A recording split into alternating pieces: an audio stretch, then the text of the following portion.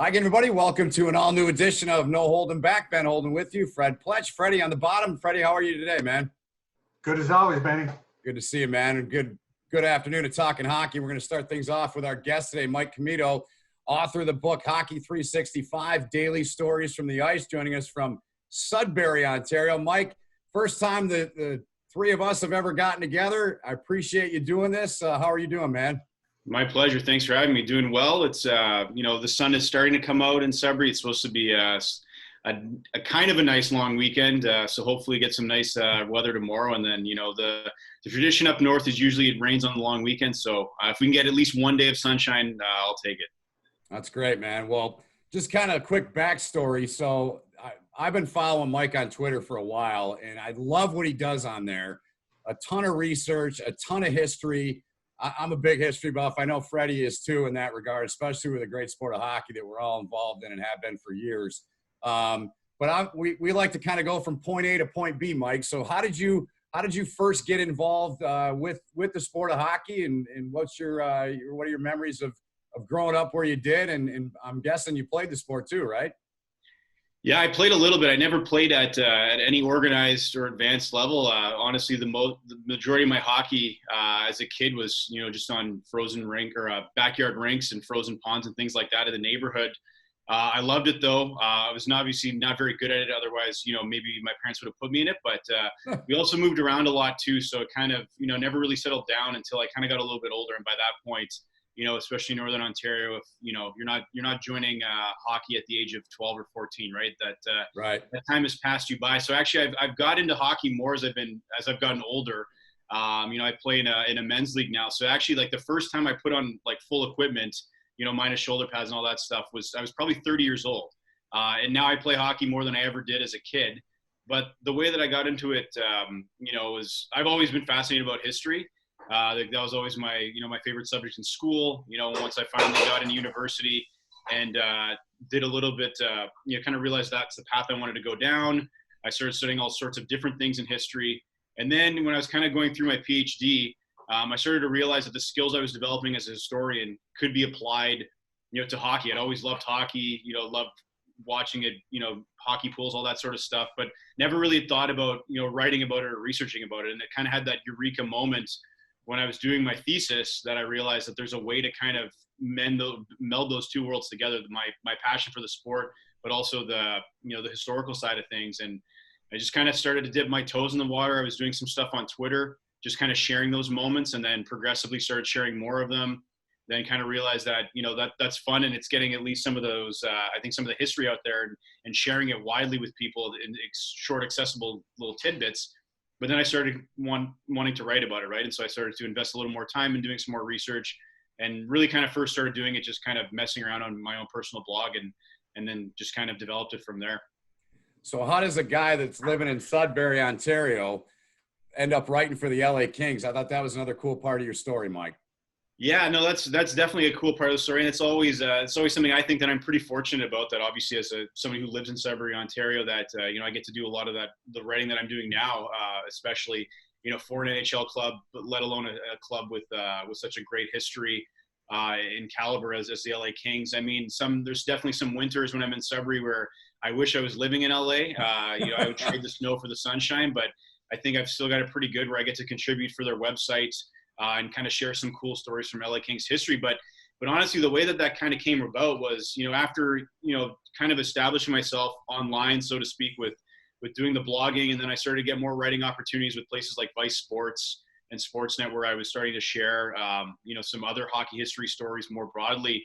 I think one thing just kind of led to another. And I kind of got on the radar because, just to kind of go back to the blogging again, because it kind of started from that. I blogged for the Royal Half, which is an LA Kings fan blog, for a good season, where I was kind of taking moments in California history and melding them with, Pacific Division previews. So I would say, on this day in California history, this happened. And then this evening on the anniversary of that, this is what's going on in the Pacific Division. I would kind of give my take on what would happen in those games. More often than not, I was wrong in my predictions, but nevertheless, it was a lot of fun. And so because of that, I got to kind of get to know some of the people who I think were involved in, in promoting hockey in Southern California, and some folks who were also ultimately connected with the team. And so 2 summers ago, I was on a podcast with Jesse Cohn, who does all the Kings Men podcast, which is the official podcast of the LA Kings. We were just kind of talking about how when I finished my PhD, I'd emailed every single NHL club asking them, do you have a need for a hockey historian, or do you want a hockey historian on staff? And most of them were very polite and said, no, we don't want one, or we kind of have somebody who does that, so we don't need anybody with your skill set. And I kind of reiterated that, I never found a fit, and still it was something I was kind of thinking about. And I reiterated that on Twitter, saying that, this was the story I had, reached out to everybody, didn't get any nibbles at the time. And the Kings they sent me a tweet and said, we didn't get a message from you. And then at that point I just said, well, let's chat. And so we took the conversation offline. I got to talk with their digital coordinator there. And that's literally how it happened. Was I think obviously through the work that I've been doing over the years leading up to that point, but again, if I didn't have Twitter, I don't know if that would happen the way that it did. Maybe they would have found me another way. But yeah, I like to think of it as a kind of a cool origin story, because it kind of came together because of a tweet. And now, this is my 2nd season writing for them. You'll probably hit the 50 story mark sometime whenever hockey resumes. Yeah, that's great stuff. Ready? Well, Mike, so interested in hearing about what started first, working as historian for the Sudbury Wolves and then the NHL. How did that track? Yeah, there was actually only a few months difference there. So it was, I guess, May of 2018 was when I became appointed as the team's historian, and that kind of goes back for the last few years. Before that, we were a colleague and friend of mine, Mark Kulberg. We're trying to think of some other, he's a big hockey fan as well, but his historical work, and he's a university professor, his work focused on environmental history. So he doesn't write about hockey or doesn't research about hockey professionally, but he obviously had that interest. And so we'd always talked about, could we both take the passion for hockey and do a project together? And we thought about the 50th anniversary of the Wolves was coming up. And I mean, it's still a few years away, but we thought maybe that would be a cool project to sink our teeth into. So we tried to pitch the Wolves, on doing that 50th anniversary book for them. I think ultimately it was a little too early for them to really commit to something like that. They just had a new change of ownership. And so to say that we're going to take on a project, 4 or 5 years down the road, I think for them, it just wasn't really the right time. But what they were interested was having somebody more immediate come in and be able to share some stories, I think in a more accessible way. Whereas if you have a book, you're working hard on that for a few years and then you can share it once you finish the book. Whereas if you brought somebody on who contributed to the website, you can get those stories out there immediately, probably in more, bite-sized chunks, share them, on social media and online through the team's website. And so that's kind of where the conversation went from there. They were asking me if I'd be interested in doing that. And so, yeah, that May I began writing for the Wolves. I was contributing, quite a bit every month to try to find a new story that, had happened in the team's history, dating back to when they joined the Ontario Hockey Association in '72, but even maybe some stories that happened before that. And so it was really kind of an action-packed summer for me in that respect, because, only a few months into my tenure with the Wolves, then the Kings came knocking. And so when that season started up in 2018, 2019, I was contributing both to the Kings and the Wolves. And so that was a lot of fun. I was doing a lot of writing that year, kind of covering, my local base here in Sudbury, but then also contributing to some stories that were happening out in LA. So as a hockey historian, what are your most trusted sources? And when you come across something that piques your interest, curiosity, is it journalistic principles to source it more than one time to verify it? Yeah, well, I think that, with my background as a historian, I think that's where I kind of lean on, some of the training I got there in terms of how I would go about my research for my historical work. And I mean, for the most part, I was kind of trained to do, a lot of archival research, right? So I would go to archives and I would go through primary sources, going through correspondence, government documents, official communications and things like that.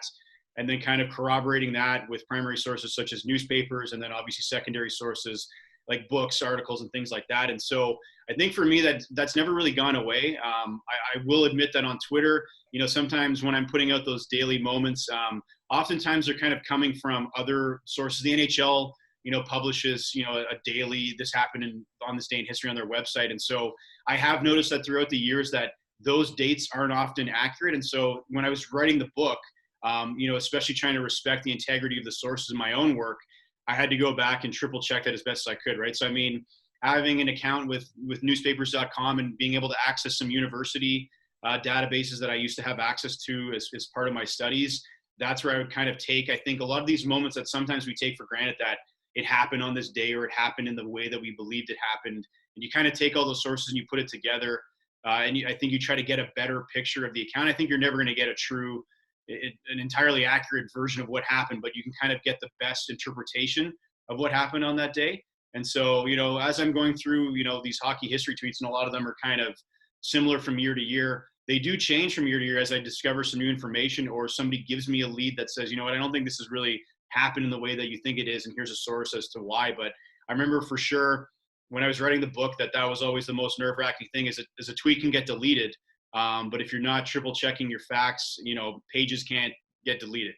You can rip them out and hopefully never see them again, but somebody will always point out to you that you made a mistake on this day or on this page, right? So how's the book doing, Mike?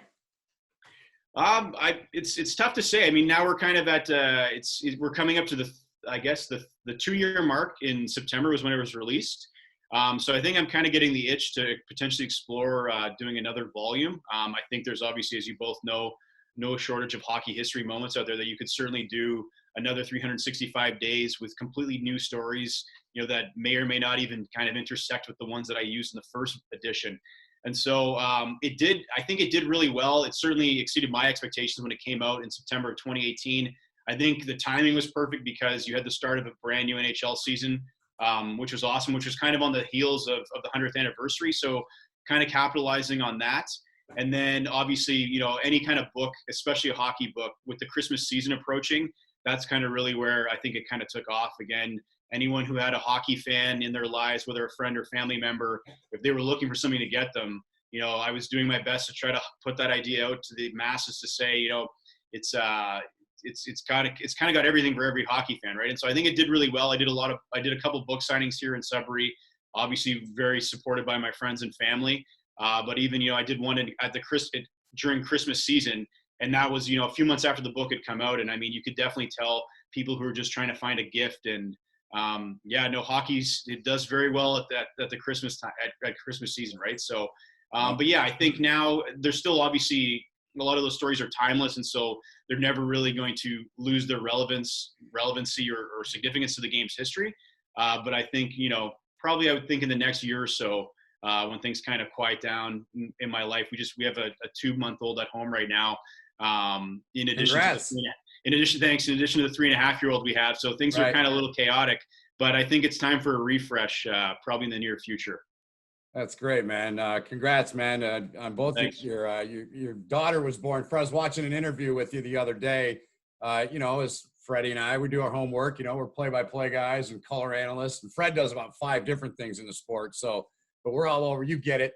And I thought the Austin Matthews story was pretty cool. I didn't realize I didn't even really remember he did that. I knew he came in and, smashed it, man. I didn't remember he had 4 goals in his first game, though, man. Yeah, it was, because she was born, so that was October 12th, if I got the date right. But she was born September 29th. And I remember, the night she was born in the hospital, or she was born like early in the morning on the 29th. And so we had to stay over another night. And I remember, watching, that was when they had the World Cup of Hockey. So I think that might've been the night of the final with Canada versus Team Europe. So we didn't really get to watch that because you're not really supposed to take them out of the room at that point. So I was kind of just wandering the halls, peeking in the common area, kind of trying to catch the score, and then I'd go back in the room. But, once the season started, that was kind of a cool moment for me because that was obviously the first time that her and I would have watched the game together. I'd obviously made sure that she had Maple Leafs pajamas as I was kind of born into Leafs fandom. And so I passed that on to her, at least for now. We'll see where she kind of goes from there. If she gets into hockey and maybe she can carve out her own path, or if she doesn't get into hockey at all, then that's obviously fine. She still knows what Dad's colors are. But yeah, we were watching that game, and even my wife, who's admittedly not a hockey fan, but I think tolerates it and at least understands, or is supportive of my passion for it. And we were watching the game, and after the 3rd goal, she's like, "Wow, that's got to be really like special in his first game." And I'm like, "Yeah, this is pretty incredible." And then the 4th goal, she was getting excited that this is wild. And we're watching his mom's reaction in the crowd, and like, you can't help but get swept up in that. And so, I mean, I think just for me to see that as a Maple Leafs fan, to see something, as historic as that in his first game, kind of, there was a lot of hype around Matthews coming in, but I think that kind of really solidified what we were going to get in that type of player. And then ultimately to have that moment where I watched that first game with Zoe, I think was pretty cool. And that's why I always remember that game.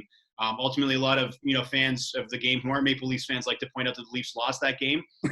Sure, which is true. But ultimately, that's, I think at the end of the day, I think that the most important part was obviously that milestone accomplishment that he had, and for me personally, being able to share that moment with my daughter. That's great, Freddie.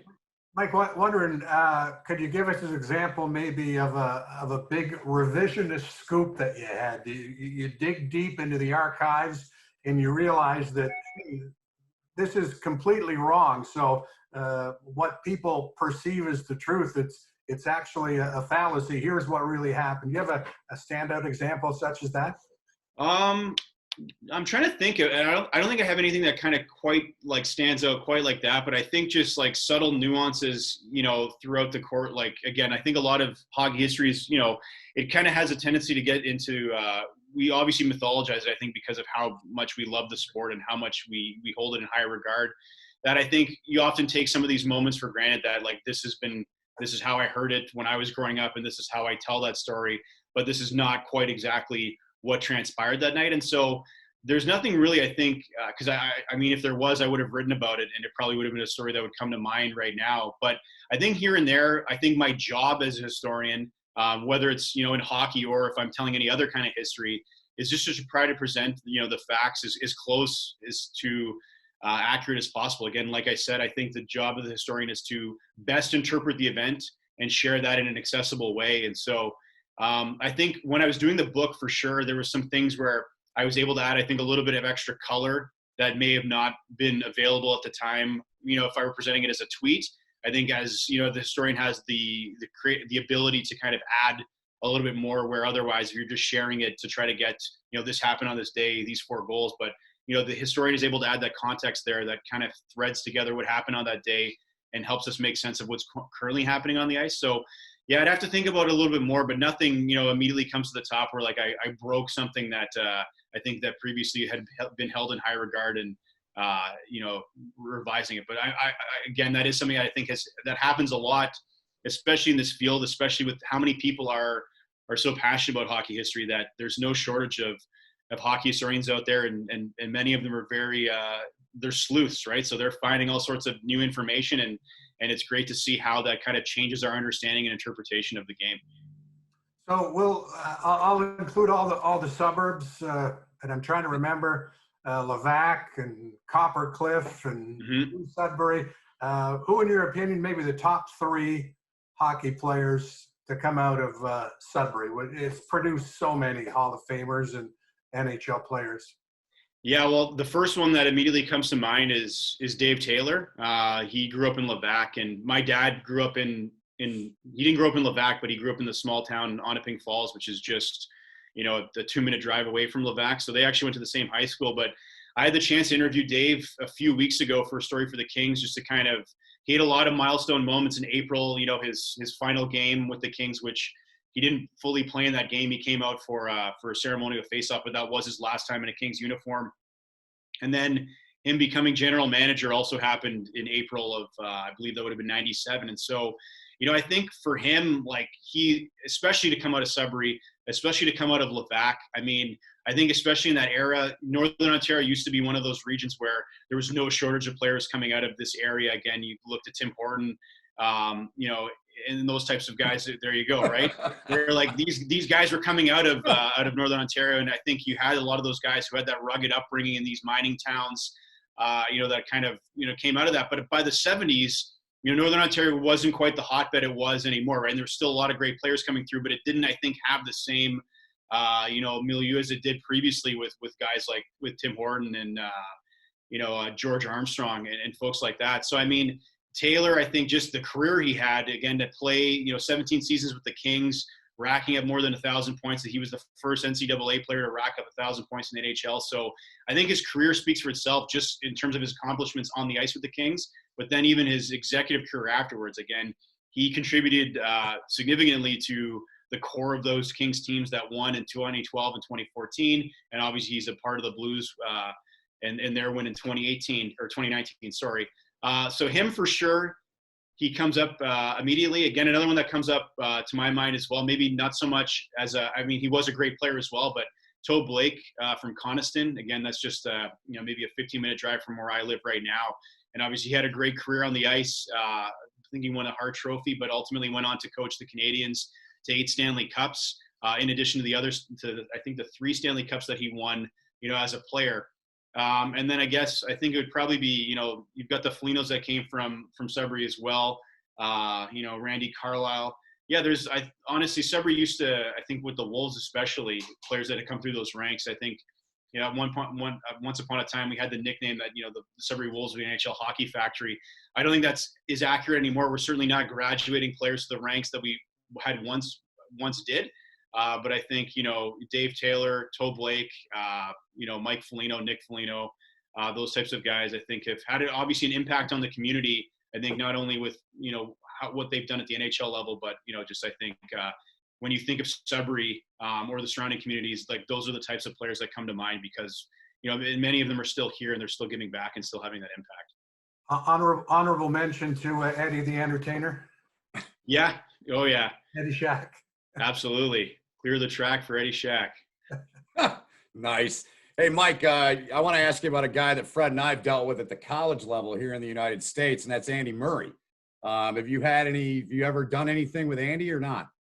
Yeah, actually, I haven't done anything in depth with Andy, but last season when it was the 20th anniversary of the last game at the Forum in LA, it was technically the last game of the Forum wasn't the regular season. They actually had to play preseason games at the Forum until the Staples Center was ready because it still wasn't ready and they had it booked for Bruce Springsteen concerts. So the Kings actually started that season in 99, 2000 on the road for I think a 10-game stretch. And so part of that story about that final preseason game at the Forum was this big brawl between the Kings and the Ducks to close out, obviously a great history at the Forum, but obviously this great rivalry between those two Southern California teams. And so I got the chance to talk to Andy on the phone, just kind of about that because he was behind the bench. But he was certainly a part of a lot of those, I think, some great moments in Kings history in the early 2000s. Again, we did a story recently about, the frenzy on Figueroa.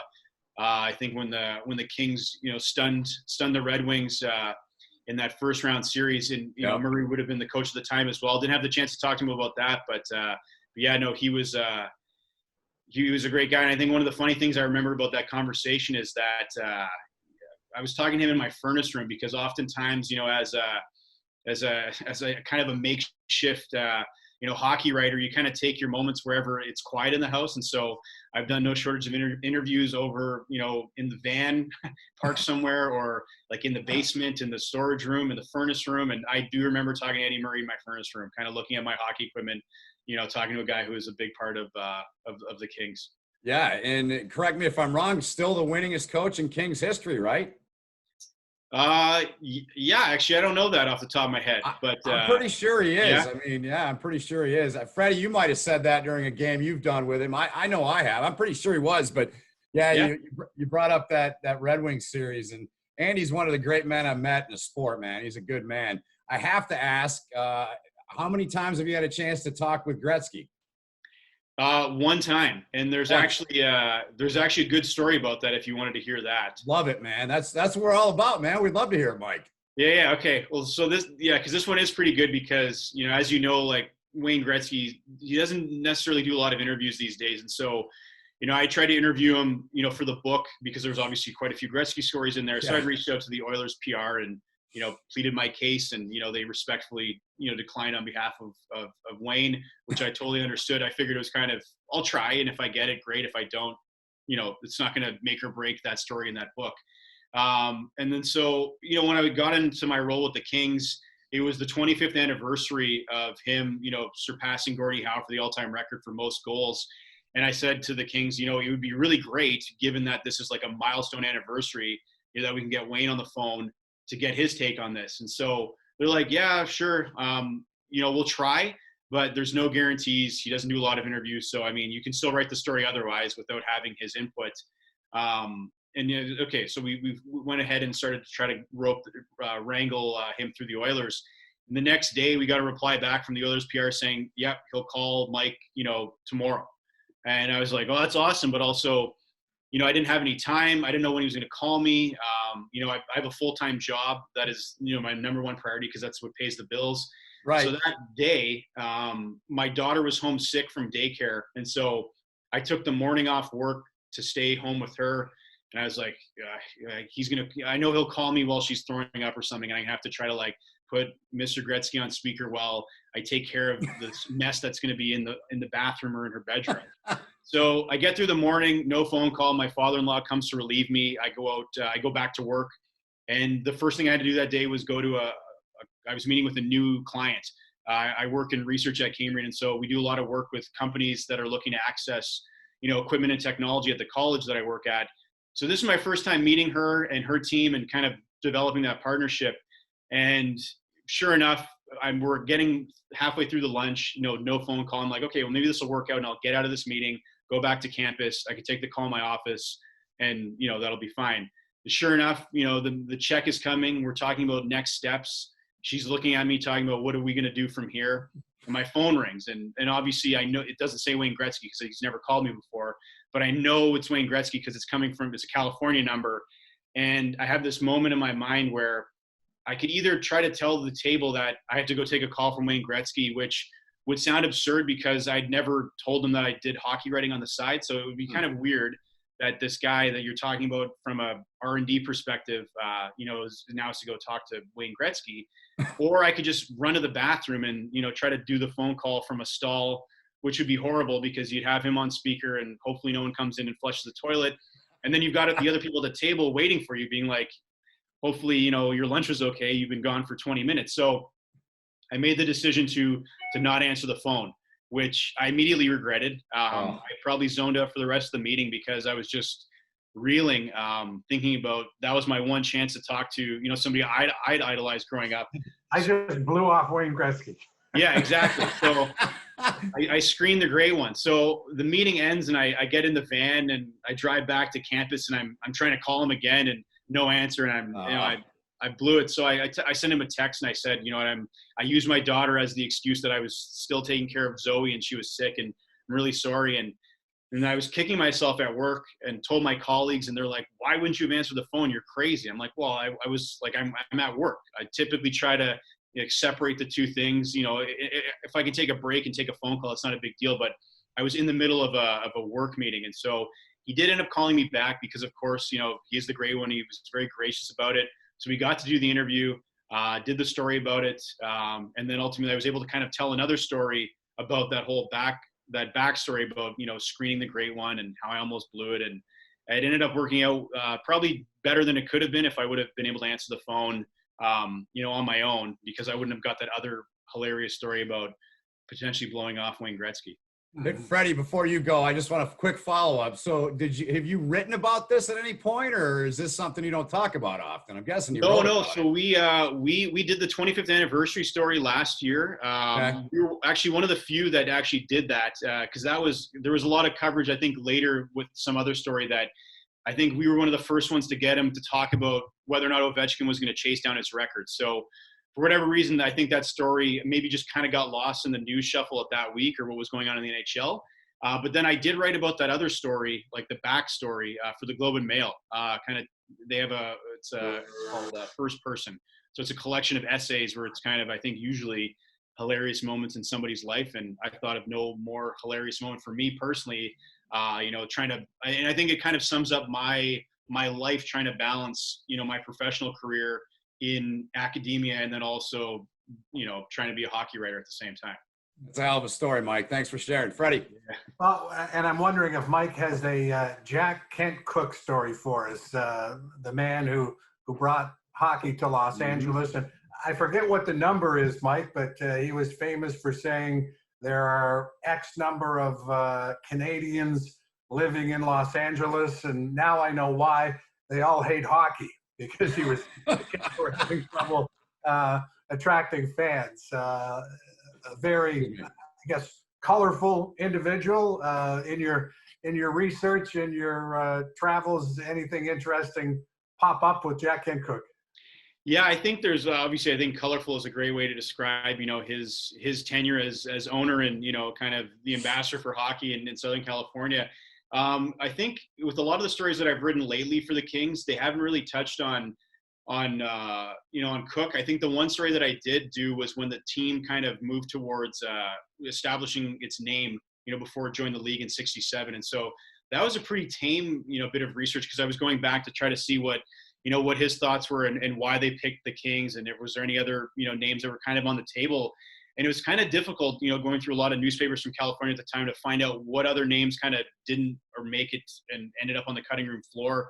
But throughout that saga, there was nothing typically Jack Kent Cookish that kind of came out through that. But I mean, the one story that I kind of think about, that comes to mind immediately when you say that is, I think about the miracle on Manchester in '82, and the team was down 5-0 going into the third period, and Cook was beside himself. And basically, the story, I think the official line from the club was that he was sick and he had to go home and kind of rest and go to bed.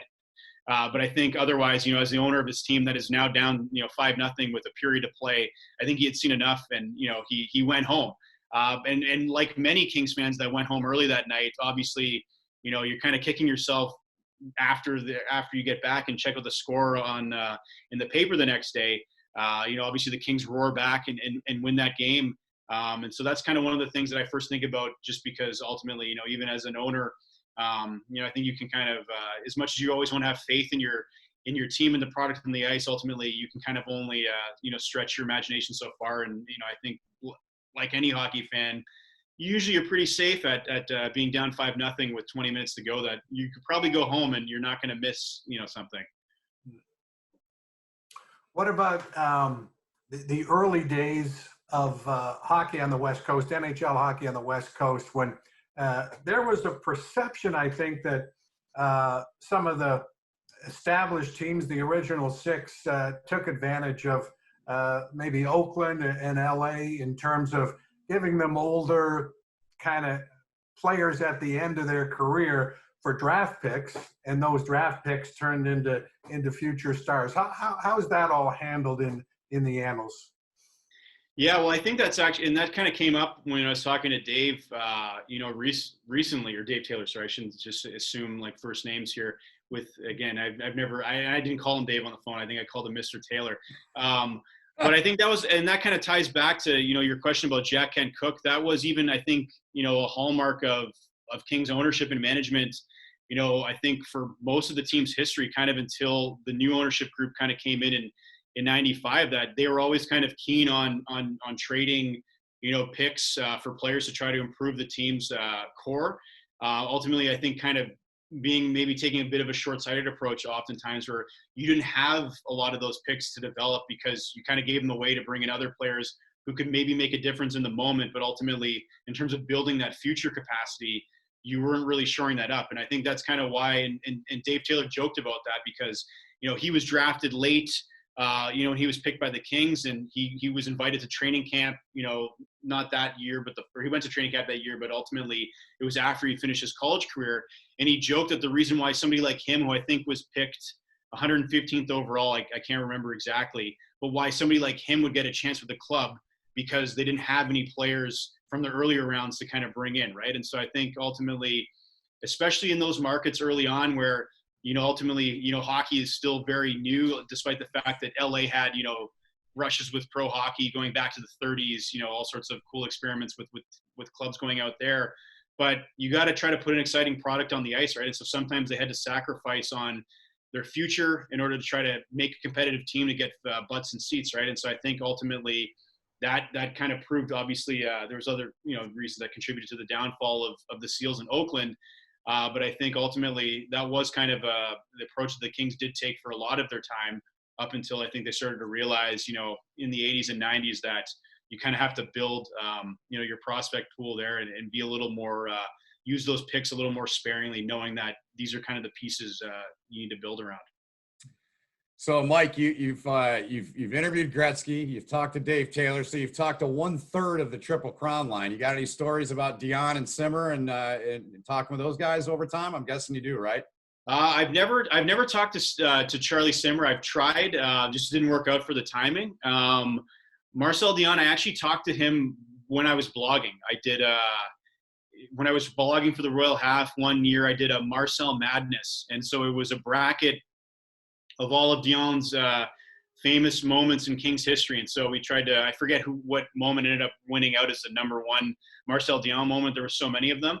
And he's great. I mean, he's also, I think, a hockey history buff in his own right. He has a sports memorabilia store in the Niagara area.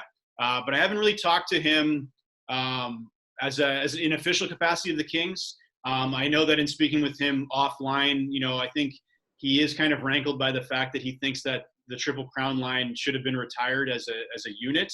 In the way that you've seen in other teams, with the French Connection in Buffalo, like they've honored that line, not just, some of the players individually. So I think, sometimes he kind of goes through these, maybe some spells where he's, less enthused about Kings history, and, other times he's more enthused, right? So I think it's kind of depends on when you catch him and if he's willing to talk. So I'm certainly not giving up on chatting with him, but I haven't had the chance to talk to him in an official capacity since I've been contributing to the LA Kings website. All right. Put Gretzky aside, who's been the most interesting former King or current King or whatever it might be, whether it's player, management that you've crossed paths with and talked with for your history and all the research you do in the books? Ooh, that's a good question. Yeah, because I've probably talked to, in the last couple of years, like almost 50 different players, coaches, executives. I think, honestly, like I think more recently, I had the chance to talk to Stu Grimson, which was kind of interesting because he had that book, that came out recently. And I think his book was surprising to me, I think, just in terms of what else he was trying to convey in his story that I think resonated with me beyond, obviously, my interest in hockey, right? I think there was actually a lot of stuff in there that I took away from in terms of approaches to leadership and, being a part of a team and managing and working with people that actually I thought was really interesting. So I had the chance to talk to him about that. And I mean, this guy is a sharp mind too. After hockey, he became a lawyer and then he did play-by-play commentary. So, I mean, he's got a sharp mind for the game, but also an analytical mind, kind of in the way that we maybe think about Ken Dryden and his cerebral approach to hockey and his storytelling afterwards. So that was kind of eye-opening for me because I kind of just went into it thinking it was a good book. I enjoyed it. I think there was kind of an extra message there, but talking to him on the phone and kind of hearing, his process behind getting into the book and obviously just kind of going through some of his moments in his career. He wasn't in LA for very long, but he had some cool stories to share about his time with the Kings. I mean, I think that's probably a bit of recency bias because I talked to him this past winter. But I mean, I think every player I get to talk to and kind of chat with is, especially when I'm doing so, like kind of acting in an official capacity for the Kings is always great. I think it's, just to kind of hear their stories because they're all very diverse. Some of these players they're Hall of Famers. Some of them had their numbers retired and some of them are journeymen who have kind of come through, for a long time or a short time, but either way, they're all have contributed to the fabric of that, the club's history. Well, Ben, we'll have to put Mike in touch with Lyle Fair. Yes. Who we've worked with. And it would be an interesting story, too, I think, for you, Mike. Young man from Pilot Mound, Manitoba, who found his way to Michigan State and was signed as a free agent in 1985 by the Kings, wound up playing parts of 3 seasons. So really an interesting story, I think, because he was kind of at the forefront of the college free agent rush in the early 80s. He played with Mike Donnelly, too, right? Sorry, Mike, but did he play with Donnelly, right? Freddie? Yeah, I think for a season or two, yeah. Yeah, go ahead, Mike. Yeah, I was gonna say I'm always looking for new stories. So if you've got a lead on a King story that you think I'd be happy to talk with him and see if we can do something there for sure. You mentioned do you work exclusively with NHL history? You mentioned pro hockey in California going back to the 30s, and I've kind of looked at it on Hockey DB and the the names and the towns that it was in. It's fascinating to realize that pro hockey had a foothold there, almost 100 years ago. Yeah, no, that's been one of those rainy day projects that I would love to do. The one team that comes to mind, I think that just is interesting in all sorts of ways, just because of, I'm interested in LA history as well. But the Hollywood Wolves was just, I think, the name itself, and also kind of in the 30s and 40s when it would have been, I'm sure, quite the scene, to try to market hockey in Southern California. And Bill Barilko, who, famously scored that game, the Stanley Cup winning goal for the Leafs, in 51, he had a stint with the Hollywood Wolves, and there's all sorts of other stories. I can't remember the name of the team offhand, but it was a Los Angeles-based team. I want to say the Ramblers, but I could be wrong. And this was before, some of those other teams like the Hollywood Wolves and some of those other iterations of pro leagues there. And they had joined this Western Canadian circuit, and the majority of those teams were located in British Columbia. And as part of them forming this league, they had agreed to pay for the air travel for those clubs to come to play in LA.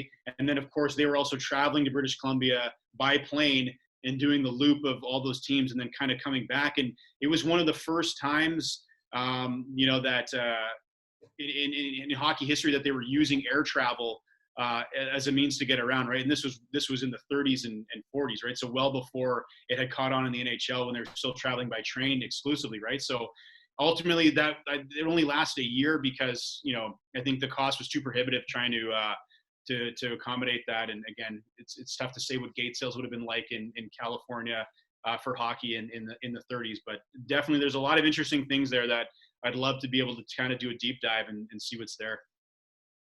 All right, so you're talking about the Hollywood Wolves. I want to ask you. I went through and looked at all the list of players that have played in the team in the OHL that you do stuff for too, Mike Sudbury. You know the list, but for those that don't, the Folignos, you got Pat Verbeek, Mark Stahl, Ron Duguay, Jim Fox, LA color guy, Mike Pekka, Warren Reichel. I mean, can you just, I know we're putting you on the spot, but give me like your top 3 all-time Sudbury Wolves guys. Yeah, no, that's a great question. I think you got to have Mike Foligno in there for sure. I think this was actually somebody I forget on Twitter. He's a play-by-play guy, a younger guy, Thomas Mercier, and he had put together his all-time list. And I was just kind of talking about like, well, how do we evaluate this? Are we basing it off of like all-time greats? Are we basing it off of like who is the best player in Wolves history in respective categories? So I mean, for me, I kind of you can't think of the Sudbury Wolves and not think of those high-flying teams in the 70s with Carlisle, Foligno, Rod Shutt, who scored 72 goals in a season, is another one who comes to mind. He didn't go on to have quite the NHL career as some of his colleagues, but I mean, to score 72 goals in a season is no small feat. But I think even now, like you have those greats who obviously are going to resonate with people who know the team going back to the 70s. But I think even now, like we've been fortunate, I think, in the most recent years to kind of see some really gifted players come through that I think have made a case for, some of the all-time best in those positions. They may not have been with the club as long as the Mike Folignos, of the world, but like Quinton Byfield right now, who is likely going to go top 3 in the NHL draft whenever we have that. It could be in a couple weeks. It could be, who knows, whenever the NHL decides, right? Yeah. And then, I mean, even 2 seasons ago, Ukko-Pekka Luukkonen was in net, and he was a Buffalo Sabres draft pick, an import draft pick that the Wolves brought in. And, I think before he came to the Wolves, there was a lot of people weren't sure if he would actually come to Sudbury. He did, and he had an incredible season. Ultimately, I think the team didn't go as far in the playoffs as they would have liked. They came up against a really strong Ottawa 67s team, but he was incredible. And you could argue that he was probably the best goaltender, like skill set or skill-wise in terms of athleticism to come through. So, I mean, yeah, like Mike Foligno, Rod Shutt. I mean, for me personally, I'm going to throw him in there.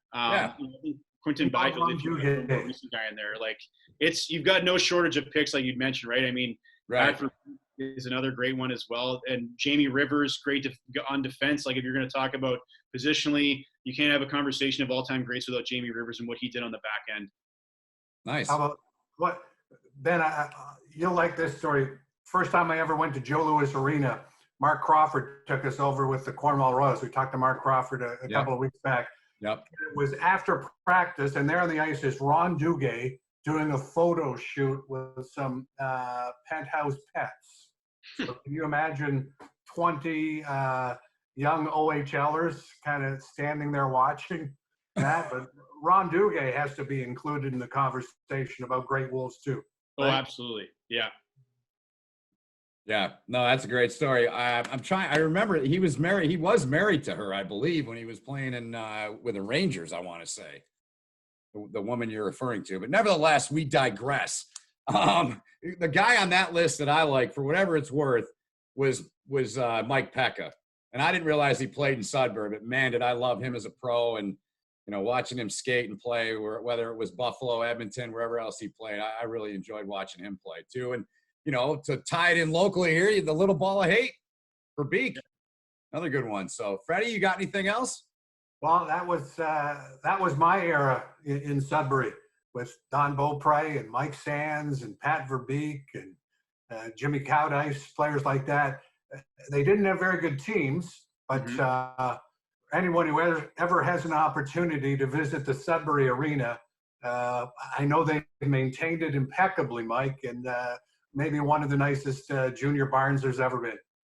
Yeah, and I will say again, just for the listeners or viewers that haven't been to the Sudbury Arena, I think one of the hallmarks that everyone always talks about when you go there is they have this taxidermic wolf that is in the rafters, and it used to be up on a clothesline when the team first adopted this practice, and so whenever the team scores a goal now, it's on a remote control. They press the button from the box, and the wolf makes its way across center ice, and it kind of hovers over the visiting team's bench, and then they retract it and it goes back up in the corner. And so that's the ultimate piece of Sudbury Wolves lore, I guess, because again I think it kind of speaks to the campy, quirky nature that really is Sudbury. And so I think whenever somebody comes to a game for the first time, you always want to look at their face when they see that for the first time, because no matter how, if they're a little kid or somebody who's a little bit older, I think it doesn't matter how old you are.